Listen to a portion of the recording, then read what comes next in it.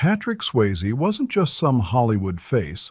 He was the dude who danced straight into people's hearts and made romance feel like it was happening right in your living room.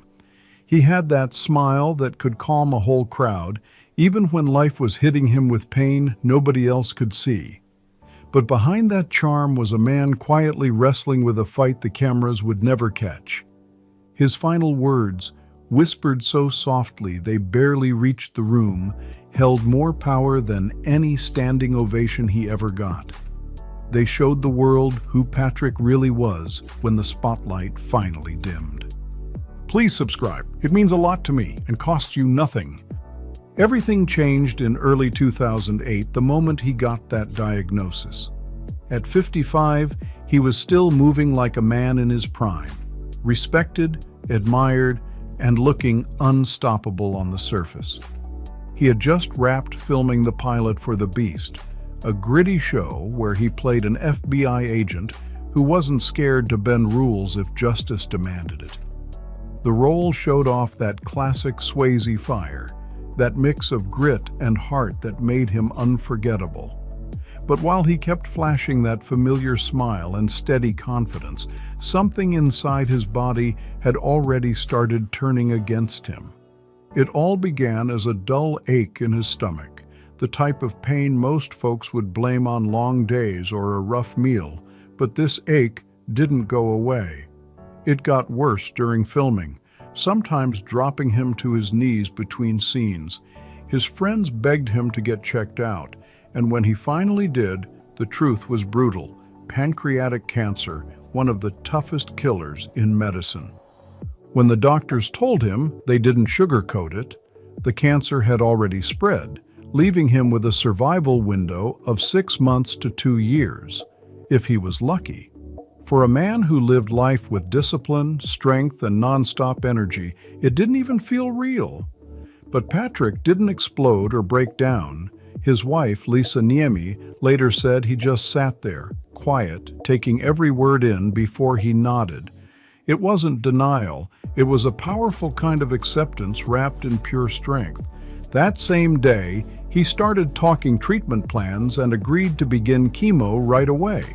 He even stepped into an experimental drug trial using a compound called TIB, meant to starve the tumor by cutting off its blood supply. But in Hollywood, privacy is a luxury nobody really gets, and the story leaked in no time.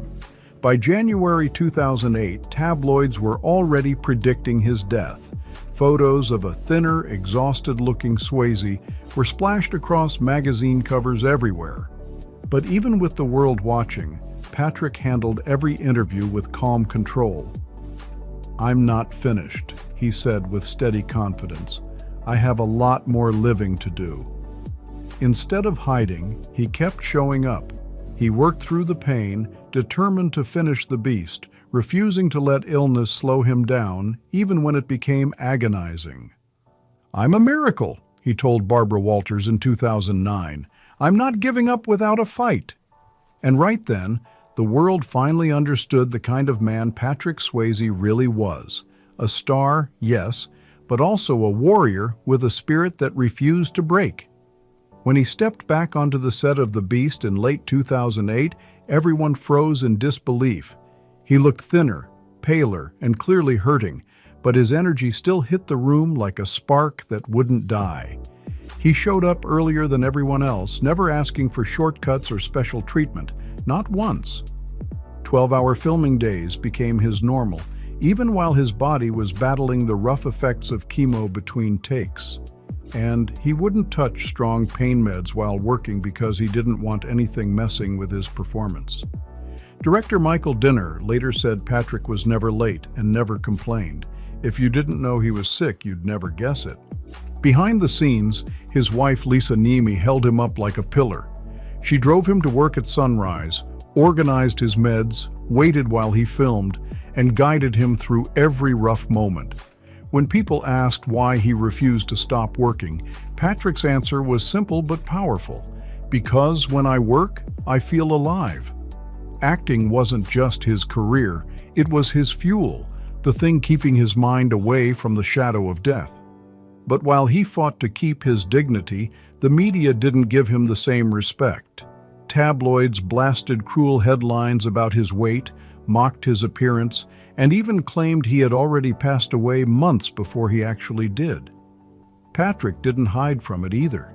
He fired back with a strained smile, saying, "They're writing my obituary before I'm gone." He tried to joke about it, but anyone could see the frustration behind his eyes.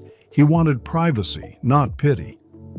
When The Beast finally premiered in January 2009, critics praised his performance, not even realizing the pain he carried in every frame. Once viewers learned he had filmed the entire season in between chemo sessions, his performance hit even harder, raw, emotional, and unforgettable. The show only lasted one season, but it became a badge of honor, the final masterpiece he pushed through before his body began giving out. By then, his weight had dropped dangerously low, eating became a struggle, and even breathing took effort. Still, he kept fighting forward, saying, "I'm not afraid of dying. I'm afraid of leaving the one I love behind." That love was the fire that kept him standing. Through the darkest days, Lisa Niemi stayed by his side with a strength that stunned everyone. Their story went back decades, long before Hollywood fame, long before illness. She first met him at his mother's dance school in Houston when she was a quiet 14-year-old student, and he was the young instructor who noticed her talent. They fell in love a few years later, married in 1975, and built a life no fame, spotlight, or rumor could shake. Through every movie, every storm, every success, Lisa never left his side. And when cancer entered their world in 2008, her devotion transformed into something deeper, something sacred. She wasn't just his wife anymore. She became his nurse, his protector, and his voice when he didn't have the strength to speak anymore.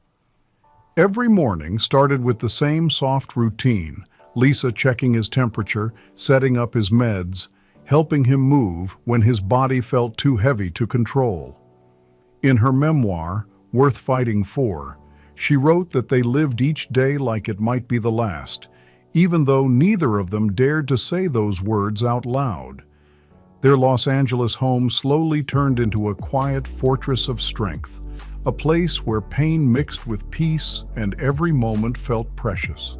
They spent hours reading side by side, letting music fill the rooms, and watching sunsets melt over the ranch like it was their personal movie. Patrick would tell her that the ranch, those open fields, the horses, the stretch of sky, was the only place where he didn't feel like the world expected something from him. "When I'm here, I'm not a star," he once told her. "I'm just me." That line hit everyone hard because they knew he meant it with his whole heart. Friends who stopped by during his final months were stunned by how calm the house felt, almost like time had slowed just for them. Lisa stayed beside him every step, barely leaving the room, even sleeping next to him when he couldn't move without help. At night, she'd read to him or play their favorite classical tracks, whispering to him even when his eyes stayed closed, but his spirit still listened. Even as his body weakened, their connection didn't crack, not even for a second. They had once dreamed of kids, but after a heartbreaking miscarriage years before, they decided their marriage itself was the family they needed. Patrick once said, "We don't need kids to be a family. We are everything to each other." That sentence grew heavier in his final year, becoming the truth that carried them when nothing else could. While his body slipped, their love didn't fade. It hardened into something more powerful than the sickness trying to tear him down. The final battle. By spring 2009, things reached their most fragile point. The treatments that once held a tiny bit of hope weren't doing anything anymore, and the cancer had reached his liver. Doctors finally told him the hardest truth. There was nothing left to try. Most people would have collapsed under news like that, but Patrick didn't break. He took it in with the same quiet strength people had admired in him for decades. He chose to spend the rest of his time at home, surrounded by peace instead of cameras and noise. Lisa wrote down everything: his temperature, how much he ate, even how he seemed emotionally each day. It was her way of keeping him close, of turning her fear into something she could hold on to.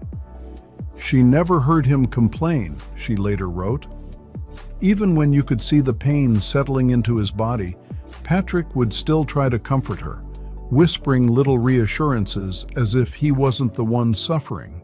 He spent his final days reading, listening to soft music, or sitting near the window, staring out at the land he loved so much. Friends who visited said he gave off this peaceful calm, like a man who had made complete peace with his life and everything he had given to the world. Even with all that strength, there were still moments when the fight hit hard. In January 2009, he was rushed to the hospital with pneumonia, a dangerous side effect of the chemo that had everyone thinking this was the final chapter. But Patrick shocked the world again by pulling through and heading back home just a week later. He refused to bow out early. Lisa said he still wanted to fight, right up to the edge, holding on to life with everything he had left. When the pain grew too heavy for him to hide, Lisa stepped in with full devotion, giving him his medicine, feeding him, keeping her hand wrapped around his so he never felt alone. If he trembled, she didn't move an inch. Even when exhaustion hit her, she refused to leave him. Their home, once full of laughter and the sound of horses running outside, grew quieter by the day, but never cold, never hopeless. It stayed filled with love, like the walls themselves were holding them together against what was coming. By early September, things became harder. Patrick couldn't stand anymore, and his voice faded to soft whispers.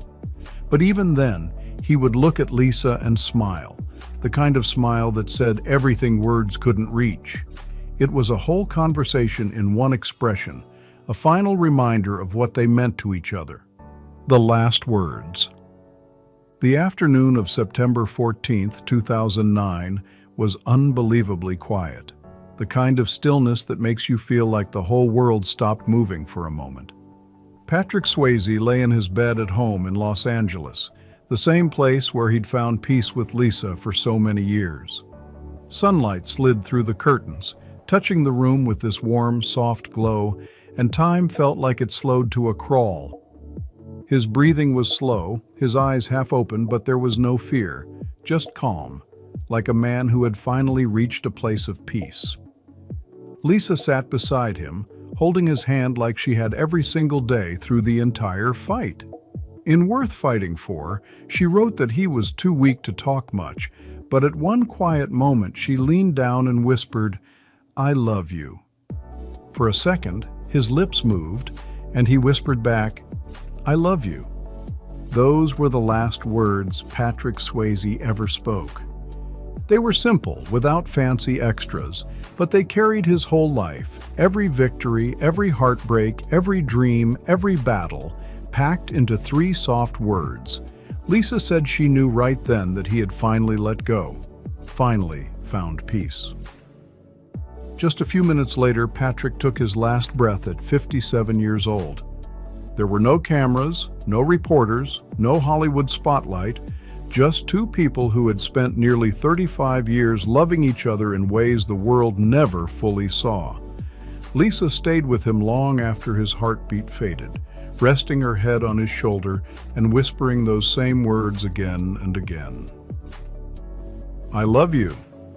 She later wrote that even after he was gone, she kept talking to him because part of her refused to believe he wasn't still listening. Patrick Swayze's passing was confirmed just a few hours later in a short statement from his publicist, and that was it. No massive public funeral, no Hollywood parade, just a private memorial shared with the people who actually knew him and loved him. But the moment the news hit the world, something powerful happened.